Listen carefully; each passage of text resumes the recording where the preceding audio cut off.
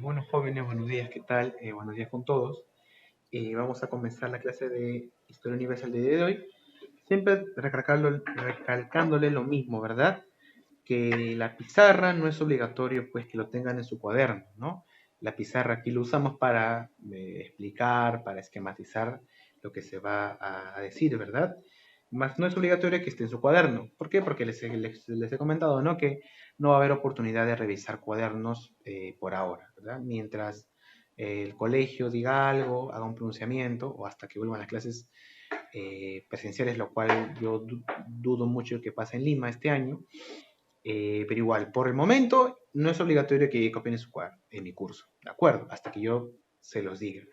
¿Qué cosa es obligatorio? Ya saben, ¿no? Las tres cosas de siempre, sus tareas en la plataforma, que estén, bueno, sea del libro o las preguntas que yo les dejo, su participación en Zoom, o sea, su asistencia en Zoom, y al final, pues, ¿no? Sus preguntas, ¿verdad? Cualquier pregunta que ustedes tengan en la clase misma, tienen un minuto al final para hacerla, ¿de acuerdo? Ese es calificado también. Esas tres cosas son obligatorias, ¿no? Más no que copien en su cuaderno, ¿de acuerdo? Muchos preguntan aquello, pero ya les he explicado por qué. Y ya saben que todas las tareas que se les deja en la plataforma son obligatorias y que tienen hasta el día sábado para subirlas. Cada tarea que se deja siempre es hasta el día sábado. Tienen todo el día sábado para entregarlo. En la plataforma les acepta hasta las 12, ¿de acuerdo? O sea, tienen todo el día para entregarlo. O sea, lo pueden hacer bien con tiempo, ¿de acuerdo?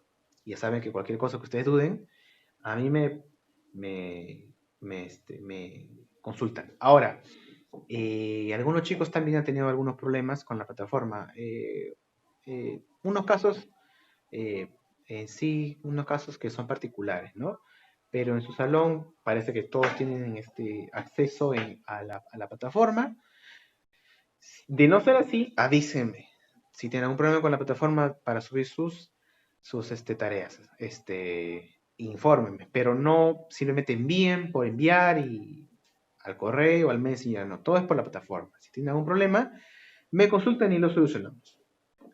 Entonces, dicho esto, vamos a comenzar con el tema del día de hoy. Entonces, vamos a hablar ahora de un país europeo muy, muy importante, muy interesante, que todo el mundo conoce, ¿verdad? Claro, Italia, que es un país que es famoso por muchas cosas, ¿verdad? De Italia podemos hablar acá horas y horas y horas, ¿verdad? Italia es un país que ha aportado mucho al mundo, no solamente por su cultura, por su geografía, por su historia, por su idioma, por su literatura, por miles de cosas más, por su gastronomía, por su cine, por su música. Hablar de Italia es hablar pues de un mundo nuevo, un mundo pues distinto. Ustedes sabrán que la capital de Italia es Roma actualmente. Claro, Roma es conocida como la ciudad. ¿Alguien sabrá? ¿Quién me dice cómo se conoce a la ciudad de Roma? Por ejemplo, Lima es la ciudad de los reyes. Arequipa es la ciudad blanca. Trujillo, la ciudad de la eterna primavera, ¿verdad? París, la ciudad del amor. Nueva York, la ciudad que nunca duerme, ¿no? Cada ciudad famosa tiene su... Claro, muy bien, la ciudad eterna. ¿Cuál es tu nombre? Franco, perfecto. La ciudad eterna. ¿Y por qué le dirán la ciudad eterna a Roma? ¿Alguien sabrá? O nadie sabe. Ciudad eterna. Claro, París, la ciudad del amor, claro, porque la Torre Eiffel, ¿no? Los paseos, todo, chévere. La ciudad que nunca duerme a Nueva York porque es una ciudad pues convulsa. Los romanos, puede ser, claro. Pero siempre nos deja esa idea, ¿no? De ciudad eterna, ¿verdad? Roma, a ver, Roma es famosa por muchas cosas. Primero por su arquitectura, ¿verdad? Porque fue una ciudad que estuvo pues en el Imperio Romano, fue la capital del Imperio Romano, ¿verdad? Entonces ahí se encuentran muchas construcciones del Imperio Romano. Tú te vas a Roma y en cada esquina ¿no? En cada... Roma es una ciudad muy, muy pequeña, no es una ciudad inmensa como son las megaciudades actuales, es una ciudad pequeña, casi de 1,5 millones de, de personas, ¿no? Pero tú vas a la ciudad de Roma y en cada esquina, prácticamente en cada sector, en cada distrito, encontramos construcciones del Imperio Romano, de la época romana, ¿verdad? Y encontramos construcciones como el Coliseo Romano, ¿verdad? El Circo Romano, que es una de las 7 maravillas del mundo, ¿verdad? Encontramos pues palacios famosos como el Foro Romano o el Forum Romano, ¿verdad? Que es como una plaza. Encontramos los famosos acueductos romanos y así muchas construcciones y muchas plazas. Tú cuando te vas a Roma, en cada esquina te topas con una construcción que parece eterna, que está ahí por, claro, detener el tiempo, ¿cierto?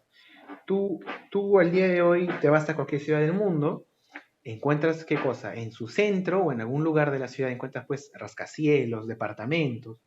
Incluso en el mismo Lima hay zonas de Lima donde hay pues centro financiero, ¿verdad? En San Isidro, ¿no? Acá departamentos, ¿verdad? En algunas zonas. Y tú vas a las ciudades europeas, Estados Unidos, encuentras pues rascacielos en donde sea, ¿no? Incluso en París hay rascacielos modernos, ¿verdad? En Madrid también, en Londres, ni qué decir, todos rascacielos. Pero en Roma no. En Roma encontramos que es una ciudad chata, es una ciudad pequeña, baja, donde solamente hay construcciones y ruinas. Tú llegas a cualquier ciudad, a cualquier parte de la ciudad romana, y te encuentras con un templo, con una construcción que parece que está ahí, casi como las piedras, casi como las montañas, ¿no? Eternas en el tiempo. Por eso que se conoce a Roma como la ciudad eterna. Y si alguien sabrá, como dato curioso, ¿no? Alguien puede participar. Si es que alguien sabrá a qué ciudad en América, estoy interrumpiendo el video. Ya, ¿qué ciudad en América se conoce como la Roma de América? ¿Alguien sabrá? No, no, no. A Buenos Aires la conoce como la París de América. Pero ¿cuál será la Roma de América? A ver, ¿quién me dice? ¿Alguien? Ya, una pista, ya, fácil. Está en Perú. No, no, no. Arequipa es la ciudad blanca. Tú vas a esa ciudad en el Perú y dicen, ah, orgulloso, estamos en la Roma de América. ¿Cómo, cómo? Claro, muy bien. Cusco. ¿Quién dijo? ¿Cuál es tu apellido? Perfecto. ¿Por qué Cusco? ¿Por qué a Cusco le dicen la Roma de América? Porque si a Roma fue la capital del Imperio Romano, en Roma encontramos muchas restos arqueológicos, ¿verdad? Ruinas. Igual que en Cusco. En Cusco tú te topas en cada esquina con una construcción del Imperio Incaico, con Sacsayhuamán, con las paredes incaicas, con el Coricancha, ¿verdad? Es una ciudad que está perdida en el tiempo. Y por la cantidad de construcciones que hay, se conoce como la Roma de América.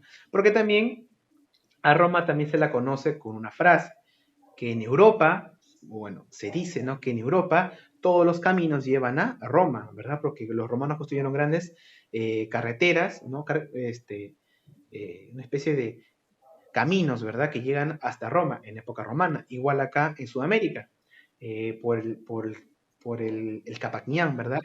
Claro, el camino Inca, ¿verdad? Tú te puedes ir caminando por el camino Inca desde Quito hasta Lima y hasta Cusco. Y desde Cusco te puedes ir pues hasta Santiago, hasta otras partes de Sudamérica, hasta Bolivia, ¿verdad? Es muy semejante a Roma, ¿verdad? En el sentido histórico. Por eso que a Cusco se le conoce como la Roma de América. Entonces, muy buenas sus aportes, ¿no? De los compañeros. Pero entonces, si a Roma la conocen como la ciudad eterna, uno podría pensar, ¿verdad?, de que Roma, de que Italia es un país, como le hemos explicado, tan diverso, tan lindo, tan histórico, parece que ha existido desde hace tiempo, ¿verdad? Parece de que Italia se construyó desde la época romana y ya está ahí Italia. Sus orígenes están ahí, por supuesto. Pero el país, como lo conocemos, Italia, es muy moderno. Es incluso, si yo te lo puedo poner en un ejemplo, ¿no? Perú, como república, es más antigua que Italia como república. Porque Perú como república, tú sabrás que se formó en el año 1821.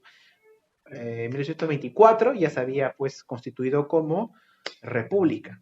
Pero Italia, mientras el Perú luchaba por su independencia, ¿no? Sudamérica en general, ¿no? Eh, por la independencia española y se formaban acá las nuevas repúblicas, en Europa, ¿qué ocurría? En Alemania, como te expliqué, se daban pues estos conflictos, ¿verdad? Entre Prusia, Austria, por el dominio de la zona germánica, que luego se unificó en lo que conocemos como Alemania. Pero, Italia era un caso similar, ¿verdad? Italia no era un solo país, ¿verdad? Esta parte que se conoce como la península itálica, ¿no? La famosa bota, lo que si ustedes se dan cuenta tiene una forma como bota, ¿verdad? Eran distintos principados, estados, ¿verdad? Eh, reinos que conformaban distintos países, ¿verdad? Distintos estados. No era un solo país Italia, ¿verdad? Como la conocemos hoy, Italia no existía, ¿de acuerdo? ¿Qué cosa existía?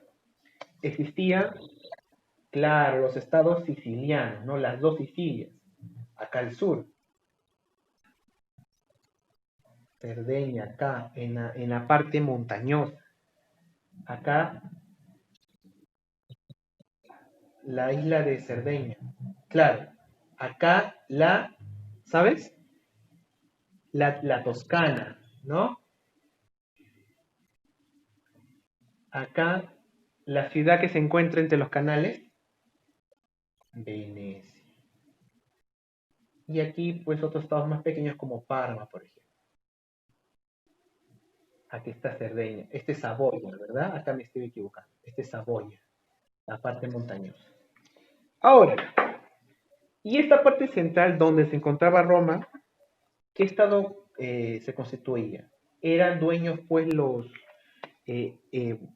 dueños no. El Vaticano era el que administraba la parte central de Italia, ¿verdad?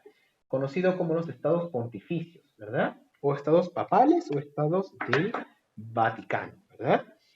Entonces, la iglesia tenía pues poder sobre los terrenos, ¿verdad? Era una organización que tenía mucho poder, no solamente económico, sino también territorial. Era dueña, administraba el centro de Italia, cuya capital estaba pues en Roma, ¿verdad? Estados pontificios. Cada uno de estos reinos, estados, principados, tenía su propia idiosincrasia, su propio nacionalismo, su propia forma de autogobernarse, su propia cultura. Pero todos ellos pues compartían algo en común, ¿verdad? Que era pues el idioma, el origen, ¿verdad? Pero ese era el problema. Por siglos, por muchos años, estos estados constantemente sufrían épocas de conflicto entre sí, ¿verdad? Porque sobre todo por el comercio. Las ciudades del norte como Venecia, los estados del norte como Venecia, tenían una mayor importancia económica. Porque Venecia era uno de los puntos neurálgicos de algo conocido como la Ruta de la Seda. ¿Qué cosa es la Ruta de la Seda? Era una ruta inmensa, intercontinental, en la cual se conectaba Europa, Asia Menor y el Lejano Oriente, ¿verdad? Donde se transportaban muchos productos, ¿verdad?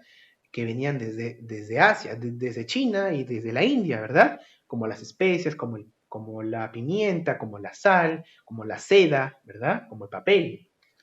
Eran productos muy caros para la época. Entonces, y que también la gente, pues, solicitaba mucho. Y Venecia era un punto estratégico donde culminaba y se redistribuía la ruta de la seda.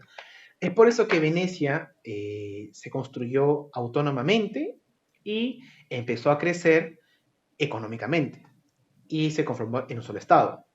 Los estados del norte eran comerciantes, ¿verdad? Y los estados del sur tienen un comercio más interno, ¿verdad? Como Nápoles, por ejemplo, que pertenecía pues a los estados de las dos Sicilias. Está feo esto de acá. Nápoles, que conocemos como Nápoles, ¿no? Bueno, tenían un comercio más cercano con el Mediterráneo. ¿Verdad? Los estados papales del centro eran más agrícolas, ¿verdad? Mientras los estados del norte y del sur eran grandes comerciantes. Entonces, al solicitar estos productos, ¿verdad? Del Oriente Lejano hasta Venecia, de Venecia se distribuía muchas partes de el mar Mediterráneo y Europa. Productos como la pimienta, como la sal eran muy solicitados. ¿Por qué? Porque la comida, la preparación de la comida europea era muy, muy simple, era muy, muy fea, por así decirlo. ¿Por qué? Porque la carne la tenían que cocinar y comérsela sin sal, sin pimienta, sin ningún tipo de condimento. Simplemente lo frían, lo sancochaban y se lo comían. El arroz igual, ¿no? El trigo igual. Todo lo que comían era sin ningún tipo de especia. ¿Alguna vez has probado alguna comida que no tenga ningún tipo de ni sal, ni pimienta, ni ningún tipo de condimento? Solamente pones el arroz, pones la carne y te lo comes así tal y como está. Te lo puedes comer, claro, pero el sabor es distinto porque uno está acostumbrado a comerlo con condimentos, ¿verdad? A algunos les gustan más condimentos que a otros, ¿verdad? Pero en cierto punto todos llevan los condimentos. Entonces, cuando los europeos descubrieron estos condimentos que llegaron a Europa desde Asia, la gente se volvió loca. Le quiso echar condimento a toda su comida para darle sabor, ¿verdad? Porque en la India es prácticamente el centro neurálgico de los condimentos, de las especias. Claro, como se conocen. Y cuando luego años, siglos después, se descubrió América, llegó pues con mayor razón esas especies, ¿verdad? Nuevas como el café, como el ají, como el pimiento. Entonces, Venecia se construyó así, ¿verdad? Mediante la ruta de comercio. Entrando al siglo XIX, Venecia ya era un estado muy rico, muy poderoso, que había acumulado mucha riqueza. Venecia administraba también otras ciudades importantes, como Milán y como Torino o Turín, ¿verdad? En el norte de Italia. Pero había un problema muy importante. Había en el centro de Europa un estado que estaba acaparando mucho poder. Dijimos que era Prusia, ¿verdad? Pero en el centro de Europa había un estado que todavía le hacía pelea a Prusia y a los estados del norte de Italia. Hablamos de Austria. Este estado se estaba expandiendo de una manera descomunal, ¿verdad? Austria actualmente es un país que es un estado pequeño y sin mucha relevancia internacional, pero en esta época Austria acaparaba prácticamente lo que actualmente conocemos como Croacia, claro, los países que antes pertenecían a la ex Yugoslavia, ¿verdad? Bosnia, Montenegro, Serbia, ¿verdad? Entonces, Austria, desde su capital Viena, administraba muchos otros territorios muy diversos, como Hungría, como Eslovaquia, ¿verdad? Como Eslovenia, prácticamente el centro de Europa. ¿Cómo lo hizo? Mediante la guerra, mediante también los acuerdos, pero principalmente la guerra. Tiene un ejército muy bien preparado. Entonces, estos estados, al darse cuenta de que por un lado tenían al imperio napoleónico o al ex imperio napoleónico y por el otro lado tenían al gigante imperio austriaco, estos estados de acá pueden tener mucho dinero, pero podían estar pues vulnerables frente a las invasiones de estas dos potencias, ¿de acuerdo? Sumado a eso, observaron pues que en Europa venía una creciente ola de romanticismo, lo que te expliqué en la clase anterior, ¿verdad? Que mediante romanticismo se trataba de justificar y revalorizar mediante los sentimientos la idea de nación, de nostalgia y de amor por una nación.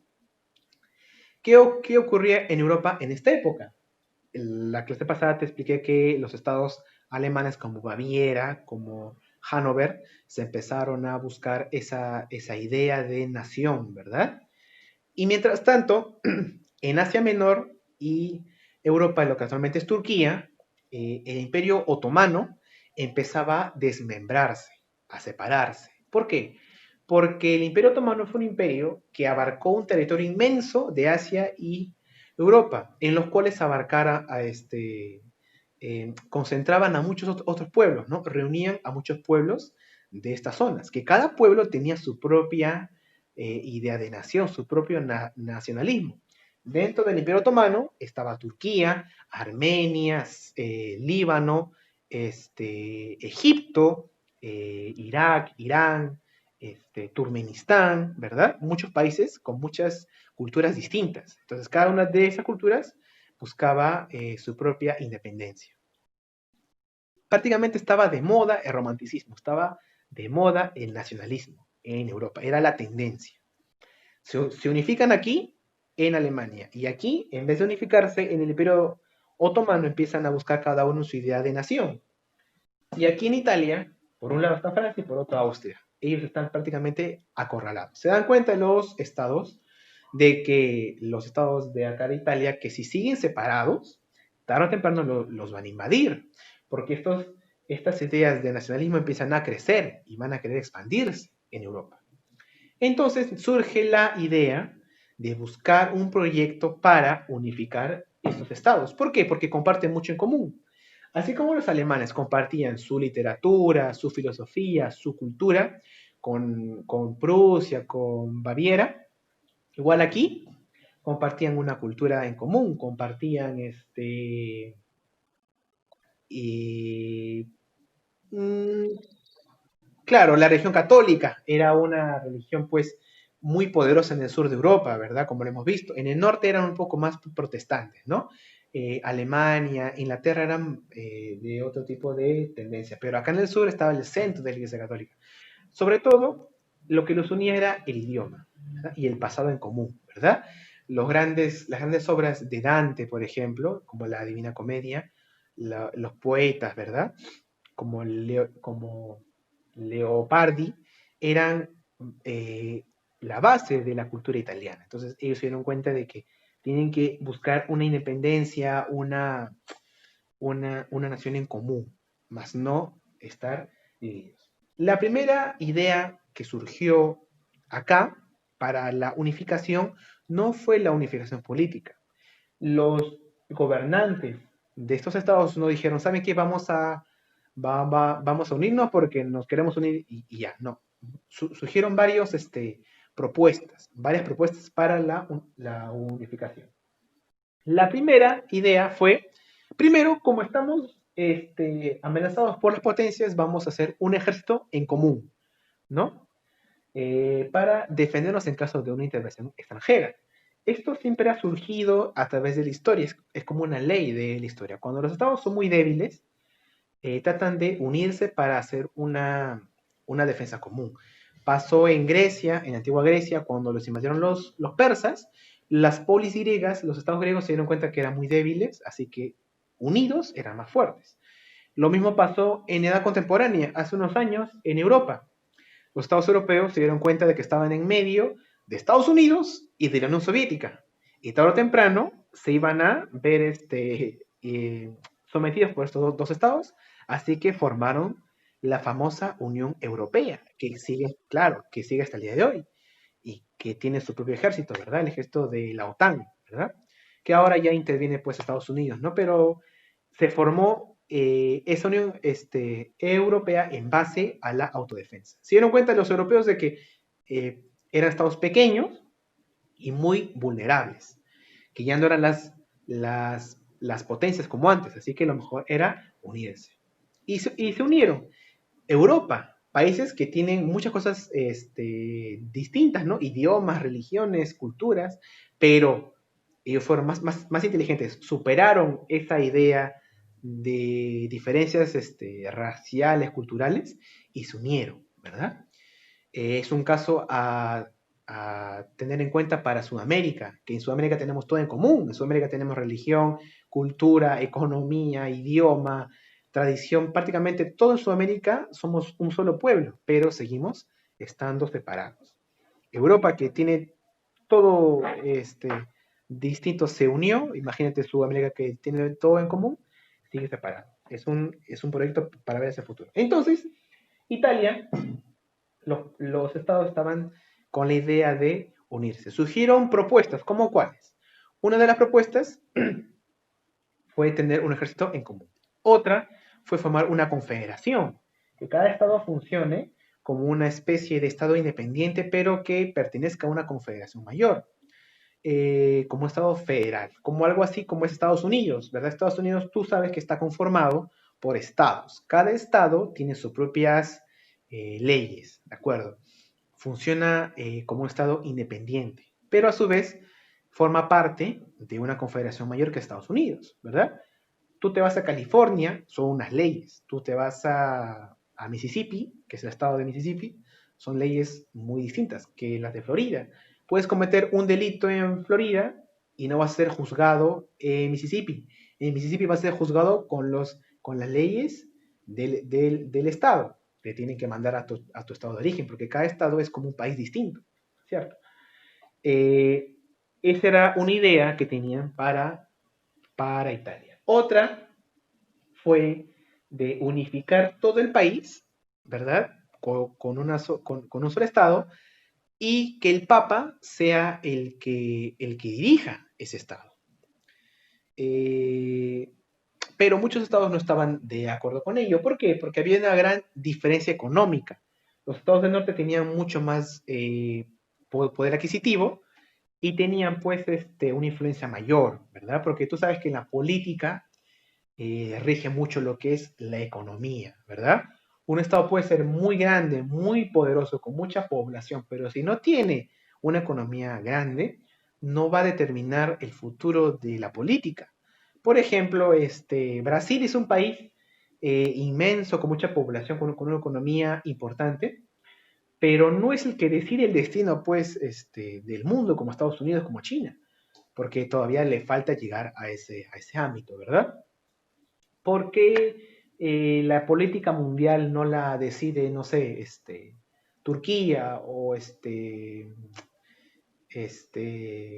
Sudáfrica o Nigeria? ¿Por qué ellos no dirigen la economía mundial? Porque su economía no llega a ser tan grande como China, como Estados Unidos, como Europa, como la Unión Europea o como Japón, que son las potencias mundiales, ¿verdad? Esos países, ¿por qué son potencias? Porque tienen poder económico, principalmente, y un poco de poder político. El poder económico es muy importante en la antigüedad y en la actualidad también. Entonces, en este contexto, los estados del norte tenían mucho más poder económico que sus compañeros del sur. Lo primero que decidieron los estados del norte vamos a decidir por nosotros mismos. Y ellos se dieron cuenta, el estado de Venecia, que tenía que luchar primero con Austria, porque Austria era el país que más estaba pues cerca de apoderarse de este estado. Es ahí donde se da la primera guerra de independencia, llamada así por los italianos, ¿verdad? Donde Venecia y los estados del norte se unen para luchar contra Austria, ¿de acuerdo?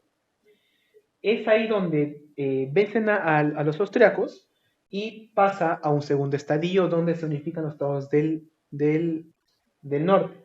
Es importante el estado de Saboya, donde va a tener mucha influencia Víctor Manuel II, que va a ser el más grande impulsor de la unificación italiana, ¿verdad? Él va a ser el rey de estos estados del norte que va a buscar la unificación. Algo así como para Alemania fue Bismarck, para Italia fue Víctor Manuel II. Austria fue vencida. En general, en el siglo XIX, Austria tuvo muchas derrotas. Tenía un ejército muy grande, pero tuvo, frente a las potencias, sufrió muchas derrotas. Es por eso que Austria no se alzó como la potencia mayor de Europa, porque actualmente las potencias o los países más importantes económicamente de Europa son Inglaterra, Francia, Alemania, pero no Austria, ¿verdad? Austria es un estado menor, ¿verdad? ¿Por qué? Porque en el siglo XIX, cuando todos estaban luchando por ser la próxima potencia, Austria tuvo muchas derrotas muy importantes, ¿no? Frente a los ingleses, frente a los alemanes, frente a los franceses y frente a los italianos del norte. Puesto que Austria cada vez más se iba reduciendo. Cuando llegó la Primera Guerra Mundial, ya Austria dejó de ser para siempre pues una potencia mundial. Luego llega la Segunda Guerra de Independencia, donde ya intervienen los estados del sur, frente a otro enemigo en común que era también Francia. Los estados de Saboya y del norte se unen con los estados del centro y del sur y luchan contra Francia. Es ahí donde los estados del sur y del norte logran pues su autodeterminación, ¿verdad? En el año 1851. Pero todavía, o sea, las potencias estaban al margen, pero todavía no se había logrado una unificación, porque el centro seguía recio a la unificación. Los miembros de la iglesia no querían perder su poder en el centro de Europa. Tuvo que pasar 10 años para que mediante un plebiscito, algo así como un referéndum, se llegue a un acuerdo y se unifique todo Italia. Y en el año 1871, recién, mediante este plebiscito, los mismos italianos eligen unificarse y buscar como una capital la ciudad de Roma, ¿de acuerdo? Fuera del poder del Vaticano.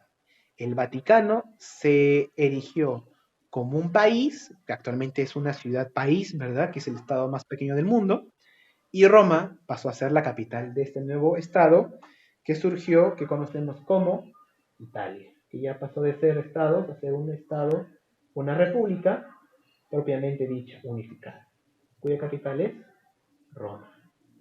Bueno, jóvenes, ¿alguna pregunta antes de que se corte la transmisión? Queda un minuto.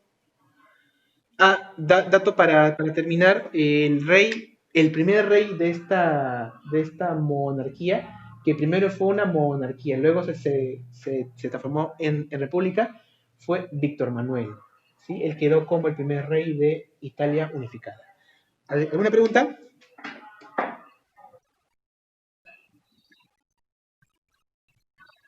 No recuerdo. No lo tengo ahorita la fecha. Déjame ver, por acá tengo un libro. Es que no es solamente son dos guerras de independencia. Se podría decir que en el año 70 logran su primera independencia, ¿de acuerdo? El año 70, 1870, es cuando logran recién unificarse como nación. Pero el día exacto, ahí está, el 20 de septiembre, el 20 de septiembre del año 70, 1870 es el día donde finalmente logran su unificación. El año 70